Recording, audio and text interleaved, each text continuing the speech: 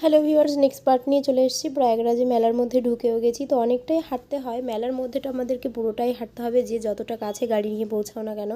কপাল ভালো ছিল তাই একটা কটলাইনের রাস্তা দিয়ে সোজা হাইওয়েতে উঠেই গাড়ি পার্কিং করতে পেরেছিলাম আমরা। এরকমটা কেউ হয়তো পারেনি আদৌ, আমার তো মনে হয় না পেরেছে, কারণ ওয়েস্ট বেঙ্গলের গাড়ি আমি একটাও দেখিনি যেখানে পার্কিং করেছিলাম, সব অন্যান্য রাষ্ট্রের গাড়ি ছিল। তো বাবাই যে স্নান করে উঠলো আর আমরা মেলার মধ্যে গিয়ে ছবি তুলে নিয়েছি। আর আমি এখানের ভয়েসগুলো পুরোটা বন্ধ করিনি, কারণ আমি চাইছি আমার ভিডিওতে সম্পূর্ণ ওখানকার শোরগোল, ওখানকার টাচআপটা যেন সত্যিকারেরটা থেকে যায়। তো আমি চেঞ্জ করে নেওয়ার পরে নতুন জামাকাপড় পরে নিয়েছি। আমি কখনো আগে সাধারণ গঙ্গা বা শুধু গঙ্গা যেখানে আছে সেখানে গিয়ে আমি ডুব দিইনি। এটাই আমার প্রয়াগরাজে প্রথম কুম্ভ মেলাতে ত্রিবেণী গঙ্গায় ডুব দেওয়া।